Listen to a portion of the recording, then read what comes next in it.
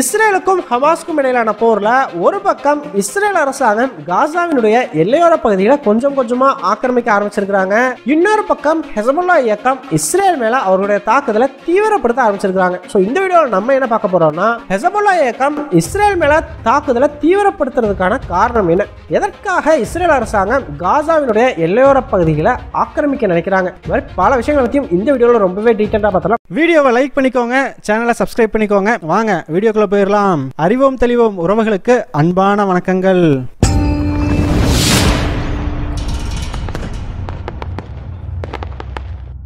முதல் விஷயமா, இஸ்ரேலுக்கும் ஹமாஸ்க்கும் இடையிலான போர்ல இஸ்ரேல் அரசாங்கம் ரொம்பவே சைலண்டா காசா பார்டர்ல இருக்கக்கூடிய நிலப்பகுதிகளை ஆக்கிரமிச்சு ஒரு பஃபர் ஜோன் அப்படிங்கறத உருவாக்க ஆரம்பிச்சிருக்காங்க.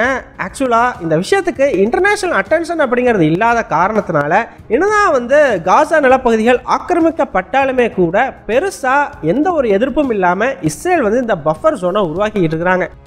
ஆனால் சமீபத்தில் பார்த்தீங்கன்னா அமெரிக்க அரசாங்கம் ஐநா பாதுகாப்பு சபையில் இஸ்ரேல் இந்த பஃபர் ஜோனை உருவாக்கக்கூடாது அப்படின்னு சொல்லி ஒரு தீர்மானம் கொண்டு வர போகிறோம் அப்படின்னு சொல்லியிருந்தாங்க. கண்டிப்பாக ஐநா பாதுகாப்பு சபையில் மட்டும் இந்த தீர்மானம் கொண்டு வந்து நிறைவேற்றப்பட்டுச்சுன்னா சொல்லவே தேவையில்லை, உலக நாடுகளுடைய அட்டென்ஷன் அப்படிங்கிறது இந்த பஃபர் ஜோனுக்கு கிடைக்கும். ஸோ அது இஸ்ரேலுக்கு ஒரு பெரும் நெருக்கடியாக மாறும். ஆக்சுவலா இந்த பஃபர் ஜோன் விஷயத்துல என்ன பிரச்சனை அப்படின்னு பாத்தீங்கன்னா, இஸ்ரேலை பொறுத்த வரைக்கும் கடந்த அக்டோபர் 7ஆம் தேதி அன்னைக்கு நடந்த ஒரு சம்பவம் மீண்டும் இஸ்ரேல்ல நடந்துடக்கூடாது அப்படிங்கிறதுக்காக இந்த பஃபர் ஜோனை நாங்க உருவாக்க போறோம்னு சொல்லி கிளைம் பண்றாங்க. ஸோ இங்கே பஃபர் ஜோனை உருவாக்குறது பிரச்சனை கிடையாது, ஏன்னா இஸ்ரேலுக்கும் அவங்களுடைய செக்யூரிட்டி அப்படிங்கிறது முக்கியம் தான், அதில் மாற்று கருத்து இல்லை. ஆனால் இப்படி பஃபர் ஜோனை 2 நாடுகள் உருவாக்குறாங்க அப்படின்னா 2 நாடுகளுமே பொதுவாக ஒரு குறிப்பிட்ட நிலப்பகுதி அப்படிங்கிறத கொடுத்து தான் இந்த பஃபர் ஜோனை எப்பயுமே உருவாக்குவாங்க. ஆனால் இஸ்ரேல் பார்த்தீங்கன்னா அவங்க நாட்டினுடைய நிலப்பகுதியை சுத்தமாக கொஞ்சம் கூட கொடுக்காம மொத்தமாகவே காசாவினுடைய நிலப்பகுதியை ஆக்கிரமிச்சே இந்த பஃபர் ஜோன் அப்படிங்கிறத கட்டணும் அப்படிங்கிற ஒரு முயற்சியில் இறங்கி இருக்கிறாங்க. காசா பார்த்தீங்கன்னா ஆல்ரெடி ஒரு குறுகலான பகுதி, அந்த பகுதியிலையும் கிட்டத்தட்ட இப்போ ஒரு 6 ஸ்கொயர் கிலோமீட்டர் அளவுக்கு இஸ்ரேல் இந்த பஃபர் ஜோன் உருவாக்குறதுக்காக ஆக்கிரமிச்சுட்டு தான் சொல்லப்படுது. ஸோ இந்த 6 ஸ்கொயர் கிலோமீட்டர் நிலப்பகுதிக்குள்ளே இருக்கிற பல பில்டிங்ஸையும் வெடி வச்சு கம்ப்ளீட்டாக தகர்த்துட்டாங்களாம். ஸோ இதையெல்லாம் பார்த்த அமெரிக்க அரசாங்கமும் ஐநா சபையும் ஆல்ரெடி இதுக்கு கடும் கண்டனங்கள் அப்படிங்கிறதெல்லாம் சொல்லியிருந்தாங்க. இஸ்ரேல் அதையெல்லாம் பெருசாக காதில் போட்டுக்கல, ஏன்னா இதுவரைக்கும் இந்த விஷயத்தில் ஒரு இன்டர்நேஷனல் ஃபோக்கஸ் அப்படிங்கிறது கிடைக்கவே இல்லை.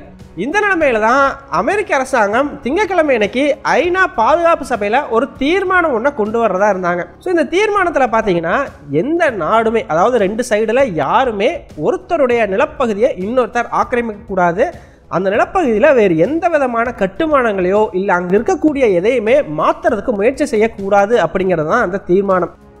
ஆனால் அமெரிக்கா கொண்டு வர்றதா இந்த தீர்மானத்தை கடைசி நிமிடத்தில் அமெரிக்க அரசாங்கம் வாபஸ் வாங்கிட்டாங்க. இதற்கான காரணம் என்ன அப்படின்னு கேட்கும் பொழுது இஸ்ரேல் அஃபீஷியல்ஸ் என்ன சொல்றாங்க அப்படின்னா, அமெரிக்காவுக்கு ஆக்சுவலாக இந்த பஃபர் ஜோன் விஷயத்தில் எந்த பிரச்சனையுமே இல்லை அப்படின்னு சொல்லியிருக்கிறாங்க. இவ்வளவு நாட்களாக வெளி உலகத்துக்கு சும்மா எதிர்ப்பு இருக்கிற மாதிரி சின்னதாக சில விஷயங்கள் பண்ணி மட்டும் அமெரிக்கா அதை எதிர்ப்பு காமிச்சிக்கிட்டு இருந்தாங்களே தவிர உண்மையான எதிர்ப்புங்கிறது அமெரிக்கா கிட்ட இந்த விஷயத்தில் இல்லை அப்படின்னு சொல்றாங்க.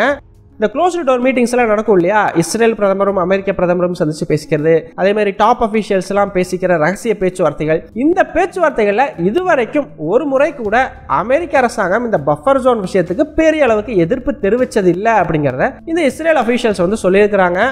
சரிப்பா, அப்புறம் எதுக்காக ஐநா பாதுகாப்பு சபையில் இப்படி ஒரு தீர்மானத்தை கொண்டு வர்றதுக்கு அமெரிக்கா தயாராச்சு அப்படின்னு கேட்டிங்கன்னா ரொம்பவே சிம்பிளுங்க. அமெரிக்கா சமீபத்தில் ஒரு போர் நிறுத்த ஒப்பந்தத்தை முன்மொழிஞ்சிருந்தாங்க. ஆனால் அந்த ஒப்பந்தத்தை ஏற்றுக்க மாட்டேன் அப்படின்னு சொல்லி இஸ்ரேல் அரசாங்கம் முரண்டு பிடிச்சிக்கிட்டு இருந்தது.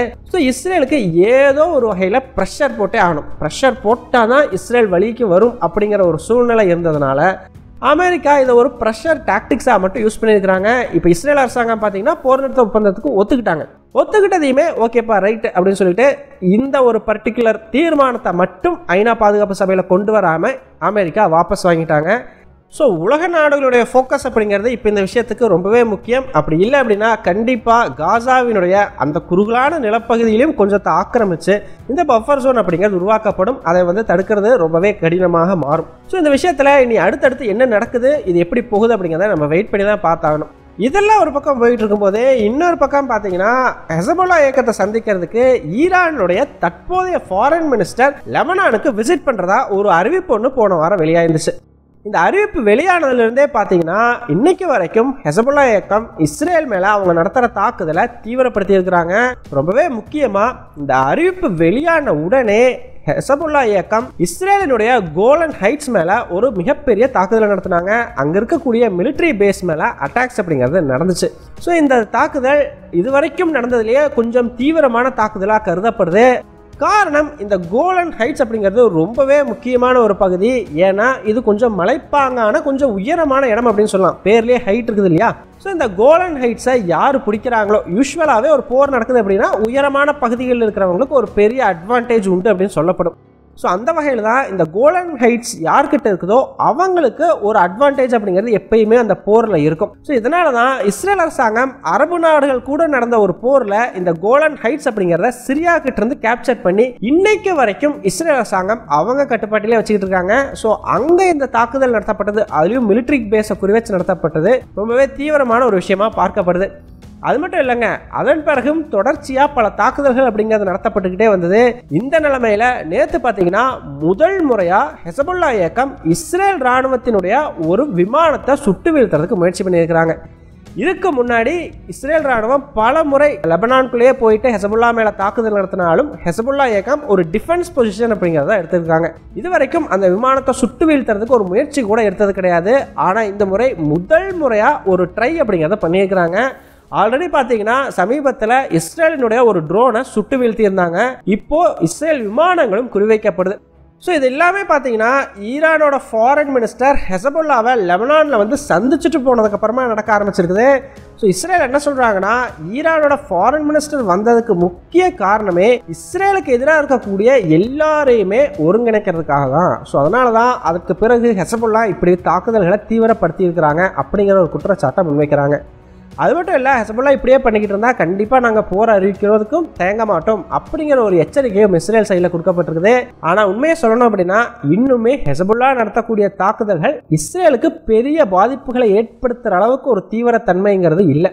ஸோ அந்த அளவுக்கு தீவிரத்தன்மை இருந்தால் தான் இங்கே ஒரு போருக்கான வாய்ப்பு இருக்குது அப்படிங்கிறத நம்ம உறுதியாக சொல்லலாம். ஸோ அதனால் இந்த இடத்துல பெருசாக பிரச்சனை ஏற்படுறதுக்கான வாய்ப்புகள் ரொம்பவே குறைவு. ஸோ இதெல்லாம் ஓகேப்பா. இஸ்ரேல் அரசாங்கத்துக்குள்ளேயும் அந்த பேச்சுவார்த்தைகள் நடக்குது இல்லையா, அதெல்லாம் எப்படி போய்கிட்டு இருக்குது அப்படின்னு கேட்டிங்கன்னா, இஸ்ரேல் அரசாங்கத்தை பொறுத்த வரைக்கும் நெத்தன்யாஹூ கூட இவ்வளவு நாளாக மல்லு கட்டிக்கிட்டு இருந்த பென்னி கான்ஸ் கடைசியாக இனிமேல் கூட என்னால் இருக்க முடியாதுப்பா, நான் வெளியே போகிறேன் அப்படின்னு சொல்லிட்டு நெத்தன்யாஹூவுடைய கூட்டணியிலிருந்து வெளியேறி இருக்கிறார். ஸோ அதனால் பார்த்தீங்கன்னா நெத்தன்யாஹூவுக்கு கொஞ்சம் சிக்கல்கள் இன்னுமே அதிகரிச்சிருக்குது அப்படின்னு சொல்லலாம். ஸோ பென்னி கான்ஸ் ஆல்ரெடி சொல்லிக்கிட்டு இருந்தா அப்படி ஜூன் 8 போர் முடிஞ்ச பிறகு காசாவை என்ன பண்ண போகிறோம் அப்படிங்கிறத நெத்தன்யாஹூ முடிவு பண்ணலை அப்படின்னா கண்டிப்பாக நான் அவருடைய கூட்டணியில் இருக்க மாட்டேன் அப்படின்னு ஒரு எச்சரிக்கை கொடுத்திருந்தார். இந்த நிலைமையில் பார்த்தீங்கன்னா கரெக்டாக ஜூன் 8 இஸ்ரேல் ராணுவம் 4 பிணை கைதிகளை முதல் முறையாக உயிரோட காசாவிலேருந்து மீட்டு வந்துட்டாங்க. ஸோ அதனால் நெத்தன்யாஹூ ஏன்பா இந்த மாதிரி மீட்டுக்கிட்டு வந்திருக்கோம்ல, அதனால கொஞ்சம் இந்த வெளியேற முடிவை தள்ளி வைக்கலாமே அப்படிங்கிற மாதிரி ஒரு கோரிக்கை வச்சிருந்தாரு. ஆனால் பென்னி கான்ஸ் என்ன சொல்லிட்டாருன்னா, நான் சொன்னதை நீ கேட்கல, நீ சொன்னதை நான் ஏன் கேட்கணும் அப்படிங்கிற மாதிரி கூட்டணியை முறிச்சுக்கிட்டு வெளியே போயிட்டார்.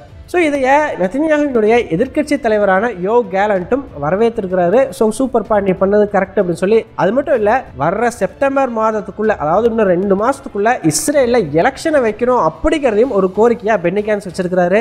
அப்படி எலெக்ஷன் வைக்கப்பட்டா பென்னி கான்ஸ் தான் வெல்வார் அந்த எலெக்ஷன்ல அப்படின்னு சொல்லி பெரிய அளவுக்கு எதிர்பார்க்கப்படுது. ஸோ இதனால் இப்போ நெத்தன்யாஹூவுக்கு இஸ்ரேல் அரசியலில் ஒரு மிகப்பெரிய சிக்கல் உருவாகி இருக்குது. ஸோ இதை அவர் எப்படி சமாளிக்க போறாரு அப்படிங்கிறது சீரியஸாக தெரியல. இந்த நிலைமையில பார்த்தீங்கன்னா இன்னொரு பக்கம் இந்த 4 பிணை கைதிகளை மீட்டாங்க இல்லையா, அந்த விஷயத்திலையும் ஒரு பிரச்சனை புதுசாக உருவாகி இருக்குது. அது என்ன அப்படின்னா, இந்த 4 பிணை கைதிகளை மீட்கிறதுக்கு இஸ்ரேல் ராணுவம் அமெரிக்க அரசாங்கம் இந்த மனிதாபிமான உதவிகளை கொடுக்கறதுக்கு ஒரு பாலம் ஒன்று கட்டியிருக்கிறாங்க இல்லையா மரத்திலேயே, அந்த பாலத்து வழியாக தான் உள்ளே வந்ததா ஹமாஸ் இயக்கம் குற்றச்சாட்டு வச்சிருக்கிறாங்க. ஸோ ஆக்சுவலாக இஸ்ரேல் என்ன சொல்கிறாங்கன்னா, அந்த பாலத்து வழியாவெல்லாம் நாங்கள் வரலப்பா, அந்த பாலத்துக்கு பக்கத்தில் இருந்து தான் நாங்கள் வந்தோம் அப்படிங்கிற மாதிரி சொல்லியிருக்கிறாங்க. ஆனால் இதில் யார் சொல்கிறது உண்மை அப்படின்னு தெரியல. ஆனால் இப்போதைக்கு அமெரிக்கா கட்டின அந்த பாலத்தின் வழியாக மனிதாபிமான உதவிகள் வருவது நிறுத்தப்பட்டிருக்குது. காரணம், எந்நேரத்தில் வேணாலும் அந்த பாலம் தாக்கப்படலாம் அப்படிங்கிற ஒரு சூழ்நிலை அங்கே உருவாகி இருக்குது. சரிப்பா, இந்த பேச்சுவார்த்தைகள்லாம் என்னாச்சு அப்படின்னு கேட்டிங்கன்னா, பேச்சுவார்த்தைகளில் எந்த முன்னேற்றமுமே இல்லைங்க. ஹமாஸ் இயக்கத்தை அமெரிக்கா சொன்ன அந்த போர் நிறுத்தத்துக்கு ஒத்துக்க சொல்லி ப்ரெஷர் அப்படிங்கிறது கொடுத்துக்கிட்டே தான் இருக்கிறாங்க. ஆனால் ஹமாஸ் இயக்கம் அந்த ப்ரெஷருக்கு இறங்கி வர்ற மாதிரி தெரியல. ஸோ ஹமாஸ் இயக்கத்தை பொறுத்த வரைக்கும் கத்தார் அரசாங்கம் அவங்க மட்டும் இந்த போர் நிறுத்தத்துக்கு ஒத்துக்கலை அப்படின்னா ஹமாஸ் இயக்க தலைவர்களை கத்தாரில் வச்சு அரெஸ்ட் பண்ணிடுவோம் அப்படிங்கிற மிரட்டல்கள் எல்லாமே கொடுத்தாங்கன்னு சொல்லி செய்திகள் வெளியாகின்றது.